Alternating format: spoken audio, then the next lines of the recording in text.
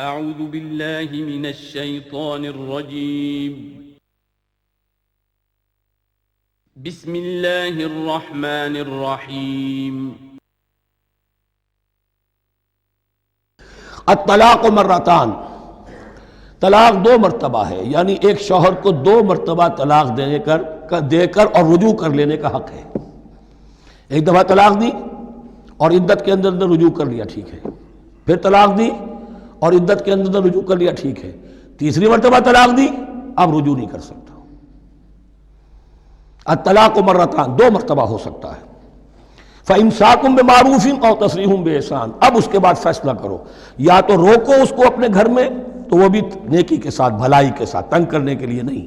پریشان کرنے کے لیے نہیں، اور تسریح بِإِحْسَان، یا رخصت کر دینا ہے اچھے بھلے طریقے سے، بھلے مانسوں کی طرح، خوبصورتی کے ساتھ۔ روکو تو بھلائی کے لیے، اور اگر رخصت کرنا ہے تو خوبصورت انداز میں۔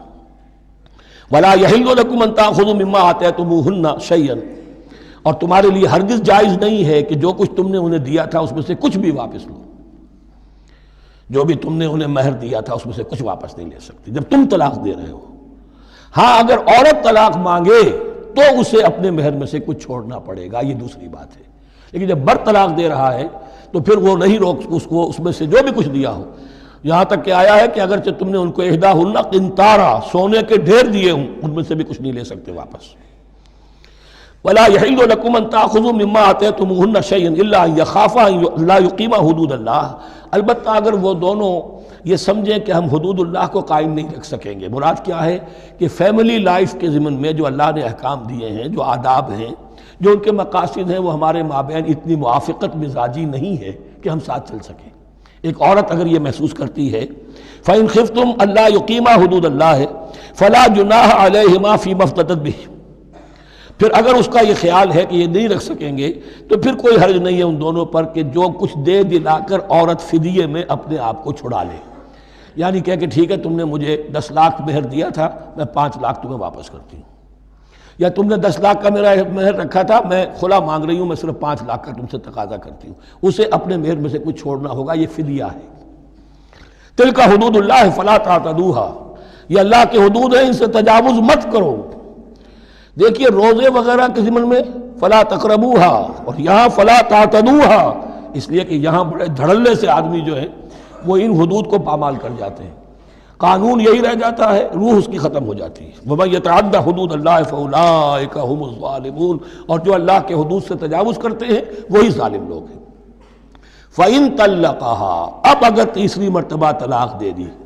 الطلاق مرتان تو ہو چکا نا، اس کے بارے میں سارے احکام آ گئے، لیکن اب اگر دے دی مراد ہے تیسری مرتبہ۔ فَإِن طَلَّقَهَا فَلَا تَحِلُّ لَهُ مِن بَعْدِ حَتَّىٰ تَنكِحَ زَوْجًا غَيْرَهُ، تو اب وہ اس کے لیے جائز نہیں ہوگی جب تک کہ وہ عورت کسی اور شوہر سے شادی نہ کرے۔ اس کو حلالہ کہتے ہیں،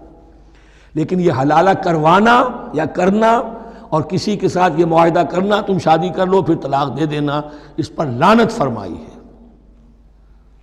حضور نے لعنت فرمائی ہے۔ اور ہمارے ہاں علم میں آتی ہے، یہ بات سننے میں آتی ہے کہ بہت سے علماء نے اس کو دھندا بنا رکھا ہے۔ حلالہ مولوی مشہور ہیں مختلف شہروں کے اندر۔ فَإِن طَلَّقَهَا فَلَا تَحِلُّ لَهُ مِن بَعْدُ حَتَّىٰ تَنكِحَ زَوْجًا غَيْرَهُ فَإِن طَلَّقَهَا، پھر اگر وہ بھی دوسری شادی کی دوسری جگہ پر، اس عورت نے اس شوہر سے بھی نہیں بنی، اس نے بھی طلاق دے دی، فَلَا جُنَاحَ عَلَيْهِمَا أَن يَتَرَاجَعَا، تو اب کوئی گناہ نہیں ہوگا ان دونوں پر کہ وہ رجوع کر لیں، پہلے سابق شوہر سے شادی کر لیں۔ یعنی عورت کو شاید عقل آ گئی ہو، کوئی اسی کی زیادتی تھی کہ پہلے شوہر کے ہاں بس نہیں سکی، اب دوسری مرتبہ کا تجربہ ہو گیا تو اس کے کان ہو گیا کہ کوئی غلطی میری ہی ہے، اب شاید دوبارہ وہ اپنے شوہر کی طرف، سابقہ شوہر کی طرف رجوع کرنا چاہے تو اس کی اجازت ہے۔ ان ظنا ان یقیما حدود اللہ، اگر ان کو یہ یقین ہو کہ وہ اللہ کے حدود کی پاسداری کر سکیں گے۔ اللہ کے حدود جو ہیں احکام شریعت، ان کو بہرحال مد نظر رکھنا ہے اور فائق رکھنا ہے۔ وَتِلْكَ حُدُودُ اللَّهِ يُبَيِّنُهَا لِقَوْمٍ يَعْلَمُونَ، اور یہ وہ حدود ہیں اللہ کے جن کو وہ واضح کر رہا ہے، کھول کھول کر بیان کر رہا ہے ان لوگوں کے لیے کہ جو علم حاصل کرنا چاہیں۔ ترجمہ یہ ہوتا ہے عام طور پر جنہیں علم حاصل ہے، اصل میں کسی وقت فعل کو طلب فعل کے معنی میں استعمال کیا جاتا ہے عربی زبان میں، یعلمون جو جاننا چاہیں، جن کے اندر طلب ہے علم کی۔ وَإِذَا طَلَّقْتُمُ النِّسَاءَ فَبَلَغْنَ أَجَلَهُنَّ، تو جب تم لوگ اپنی بیویوں کو طلاق دو اور پھر وہ اپنی عدت پوری کر لیں، فَأَمْسِكُوهُنَّ بِمَعْرُوفٍ أَوْ سَرِّحُوهُنَّ بِمَعْرُوفٍ، تو اب چاہو تو روکو انہیں لیکن معروف طریقے سے، اور چاہو تو انہیں رخصت کر دو وہ بھی اچھے طریقے پر۔ وَلَا تُمْسِكُوهُنَّ ضِرَارًا لِتَعْتَدُوا، اور دیکھو ایسا نہ کرو کہ تم روکو انہیں تنگ کرنے کے لیے۔ اچھا ذرا اس کی میں اور خبر لوں گا رجوع کر کے، ذرا اگر تو طلاق ہو گئی تو آزاد ہو جائے گی، غصہ اتنا چڑھا ہوا ہے کہ ابھی وہ غصہ ٹھنڈا نہیں ہوا ہے، رجوع کر رہا ہے اس لیے کہ اسے اور پریشان کروں، اسے اور تکلیفیں پہنچاؤں۔ تو اب یہ کیا ہوا، قانون تو اجازت دے رہا ہے لیکن تم نے قانون کا مذاق اڑایا، تم نے اللہ کی دی ہوئی اس اجازت کا ناجائز استعمال کیا۔ ہاں اگر بسانے کا واقعی ارادہ ہو گیا ہے تو ضرور تم رجوع کر لو،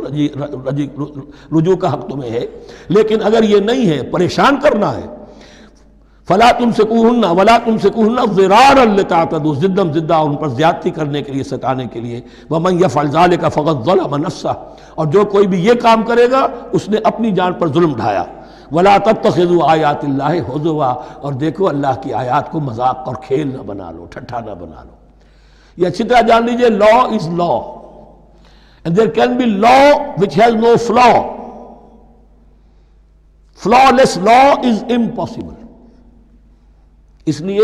تقوی، اللہ کا خوف ہر جگہ پر بار بار، ورنہ تم اللہ کی شریعت کا تماشا بنا دو گے، ٹھٹھا بنا دو گے۔ وَلَا تَتَّخِذُوا آیَاتِ اللَّهِ هُزُوًا وَاذْكُرُوا نِعْمَتَ اللَّهِ عَلَيْكُمْ، اور یاد کرو، ذکر کرو، شعور کرو اللہ کے انعامات کا جو تم پر ہوئے ہیں۔ وَمَا أَنزَلَ عَلَيْكُمْ مِنَ الْكِتَابِ وَالْحِكْمَةِ، اور جو اس نے نازل فرما دی ہے تم پر اپنی کتاب، اپنی شریعت اور حکمت، یعظکم بہ، اس کے ذریعے سے تمہیں نصیحت کر رہا ہے، سیدھا راستہ بتا رہا ہے۔ واتقوا اللہ، اللہ کا تقوی اختیار کرو۔ وَاعْلَمُوا أَنَّ اللَّهَ بِكُلِّ شَيْءٍ عَلِيمٌ، اور جان لو کہ اللہ تعالیٰ کو ہر چیز کا حقیقی علم حاصل ہے۔